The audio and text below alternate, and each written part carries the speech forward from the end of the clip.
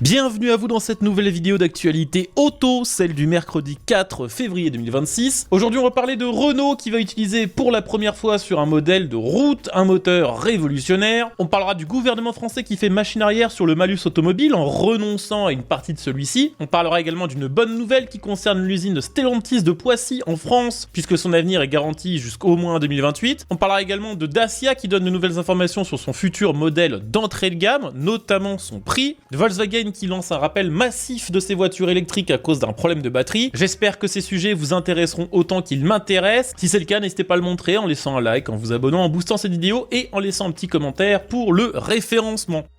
On va commencer avec la bonne petite nouvelle du jour, puisque le gouvernement français a décidé finalement de faire machine arrière en ce qui concerne le malus automobile. Malheureusement, ça ne concerne pas le malus CO2 qui va continuer d'augmenter, mais plutôt le malus au poids qui existe depuis janvier 2022 et qui au début ne pénalisait que les voitures de plus de 1800 kg, avec une taxe de 10 € à payer pour chaque kilo supplémentaire, et c'était facile à l'époque d'en être exonéré, soit en achetant une hybride rechargeable, une électrique. Les années sont passées et ce malus s'est durci. On est maintenant arrivé en 2026 à un malus au poids qui commence à partir de 1500 kg, ce qui est aberrant quand on sait que le poids moyen d'une voiture vendue en France c'est 1500 kg. Vous prenez n'importe quelle voiture type berline ou familiale ou SUV, c'est au-dessus. Le prix de ce malus a également été augmenté avec des taxes maintenant qui peuvent monter jusqu'à 30 € du kilo, et surtout il y a de moins en moins d'exonération, c'est-à-dire que même en achetant une hybride ou une hybride rechargeable, même si dans certains cas elles peuvent profiter d'un abattement, ça y est, faut payer aussi le malus au poids. Le dernier type de voiture qui permettait d'être exonéré en 2026, c'était les voitures électriques. Sauf que justement, le gouvernement français dans son budget 2026 avait prévu de supprimer leur exonération et de commencer à les taxer à partir de 2100 kg, avec un abattement de 600 kg parce que 1500 plus 600 ça fait 2100. Les marques françaises n'auraient pas été spécialement pénalisées pour le moment parce que la plupart d'entre elles, même en SUV, à part quelques exceptions comme le 3008 ou le 5008 électrique qui font 2300 kg environ, la plupart des modèles électriques de marques françaises vendues sont largement en dessous de ce poids-là. Par contre, ça pénalise très lourdement les marques allemandes qui font des gros SUV qui font très souvent 2 tonnes 3, 2 tonnes 4 ou plus. Et ça, forcément, ça n'a pas plu aux marques allemandes qui ont, via l'ACEA, l'Association des constructeurs européens automobiles, fait pression sur l'Assemblée nationale pour que ce malus au poids sur les voitures électriques soit supprimé. Ils ont d'ailleurs été rejoints par les marques françaises qui ont senti le truc venir, même si pour l'instant elles seraient pas trop emmerdées. C'est assez facile d'imaginer que dans les années à venir, ce malus au poids serait également de moins en moins tolérant avec les voitures électriques, et main dans la main, ils ont réussi à faire changer le gouvernement d'avis qui a finalement discrètement retiré cette mesure du budget 2026 qui va être appliqué en France. Vous l'avez donc compris, il n'y aura pas de malus au poids sur les voitures électriques cette année, le gouvernement ayant avancé comme argument que ça pénaliserait surtout des marques qui sont déjà pénalisées par le système d'Ecoscore. Comprenez par là surtout des marques allemandes, des marques japonaises, chinoises et coréennes. Donc c'est plutôt une bonne nouvelle, vous allez pouvoir continuer de faire immatriculer vos gros véhicules électriques sans devoir payer le malus au poids. Je vous donne un simple exemple, pour un 5008 électrique avec la grosse batterie pour l'autonomie étendue, on aurait été sur un malus au poids d'environ 2000 à 2500 € selon les versions. Par contre, il y a de fortes chances quand même que ce soit du sursis, c'est-à-dire que ce genre de mesures, quand elles commencent à pointer le bout de leur nez, on sait que même si elles sont abandonnées dans un premier temps, elles finissent toujours par revenir. Donc il y a tout à fait moyen qu'en 2027 ou en 2028, on apprenne que finalement l'exonération des VE c'est fini, en espérant pour les constructeurs que d'ici là, les ventes de voitures électriques se soient réellement envolées, parce que ce sera beaucoup plus compliqué de convaincre les Français de passer à la voiture électrique s'il y a des taxes comme sur une thermique.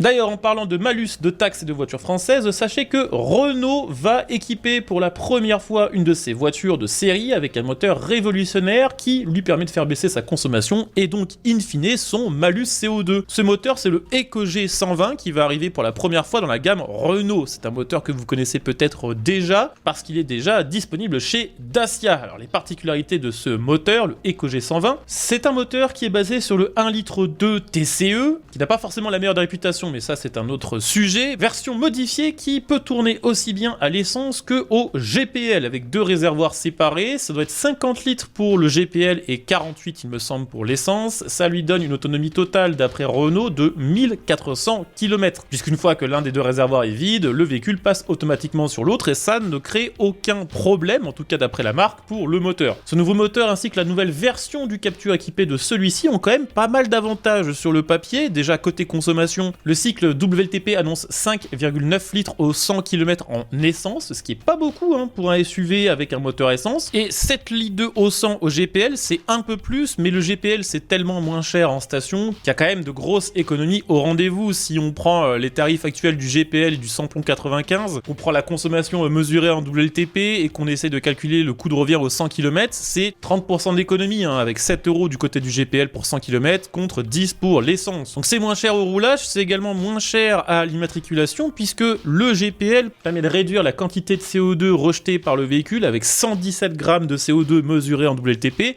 ce qui lui permet d'avoir un malus global abaissé à 240 €. Et également une autre bonne nouvelle puisque ce moteur, tout en étant plus économe à l'usage et moins taxé que les versions essence actuelles, est également moins cher et plus puissant. Dans cette version EcoG 120, il sort 120 chevaux contre 115 pour l'essence TCE traditionnelle. C'est également 20 chevaux en plus par rapport aux anciennes versions GPL qu'on trouvait chez Renault. Et là où une version TCE 115 essence débute à 27 000 €, la version avec cette nouvelle motorisation commence à 26 400. C'est 600 balles de moins, tout en ayant sur ce nouveau Captur tout un tas de nouveaux équipements qui n'étaient pas présents sur l'ancien Captur, comme par exemple une caméra intérieure qui est maintenant obligatoire sur les nouvelles voitures et qui permet de surveiller l'état de fatigue et d'attention du conducteur, mais également une nouvelle caméra de recul et la vision 360 degrés, ainsi qu'un système d'assistance au freinage d'urgence qui peut désormais immobiliser complètement le véhicule, en espérant qu'il ne déconne pas celui-là, sinon ça va être très chaud.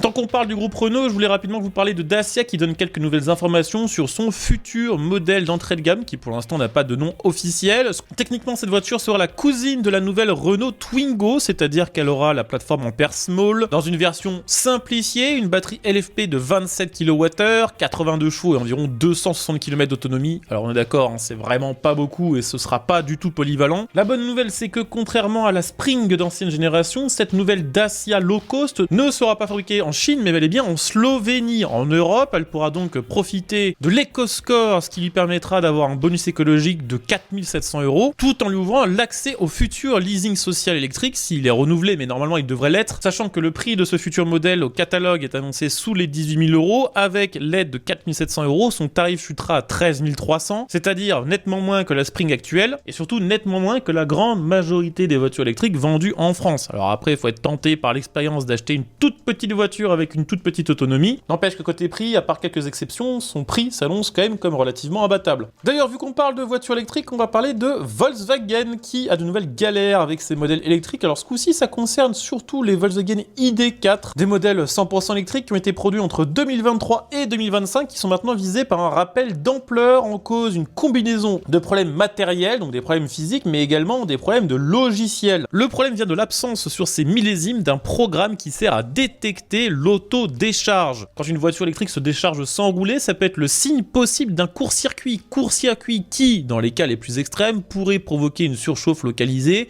et éventuellement des départs d'incendie. Contrairement à d'autres mises à jour qui peuvent être déployées à distance et téléchargées directement dans les voitures, sur ce cas bien précis, ce n'est pas possible. Les techniciens doivent installer eux-mêmes le logiciel manquant, puis faire une vérification complète de l'état de santé de la batterie pour vérifier que, à cause de l'absence de ce dispositif, la batterie, à cause d'un court-circuit, ne se serait pas détériorée. Si c'est le cas, bien sûr, les modules défectueux seront changés gratuitement. Puis on va terminer cette vidéo avec une autre bonne nouvelle, tout est relatif, mais c'est toujours ça. L'usine de Poissy en France, l'usine qui n'avait plus vraiment d'avenir. C'est une usine qui produit l'Opel Mokka, qui déjà se vend pas forcément bien, mais qui surtout va arriver à un moment ou l'autre à la fin de son cycle de vie, normalement en 2028. Et pour l'instant, Stellantis n'avait pas de plan de production, c'est-à-dire que après le Mokka, l'usine savait pas trop ce qu'elle allait produire. Ce matin, le 4 février 2026, a été confirmé que Stellantis prévoit d'investir sur place 20 millions d'euros pour changer ce que l'usine va produire, moderniser les lignes de production, pour faire du reconditionnement de pièces détachées, du recyclage de métaux, ce qui, d'après le directeur du site, garantit à Stellantis Poissy une activité industrielle jusqu'au moins en 2028, en sachant que Stellantis dit actuellement explorer d'autres pistes industrielles pour être sûr de faire tourner l'usine à 100% et surtout pour garantir un avenir après 2028. N'empêche qu'il se dit que ça pourrait être le nouveau concept Peugeot Polygone qui est censé arriver en 2028. Vous savez, la petite voiture avec le volant carré là, mais ça c'est pas encore totalement acté annulé, et n'oublions pas que Stellantis sont quand même assez forts pour annoncer un plan industriel, puis finalement l'annuler. Donc au final, quand même pas mal de petites bonnes nouvelles hein, pour ce 4 février 2026. J'espère bien sûr que la vidéo vous aura intéressé. Si c'est le cas comme d'hab, pensez au petit like, à vous abonner, à jeter un petit coup d'œil au bouton rejoindre sous cette vidéo. On se retrouvera dès demain pour la prochaine vidéo d'actu. En attendant, portez-vous bien et merci à vous d'avoir regardé cette vidéo. Ciao!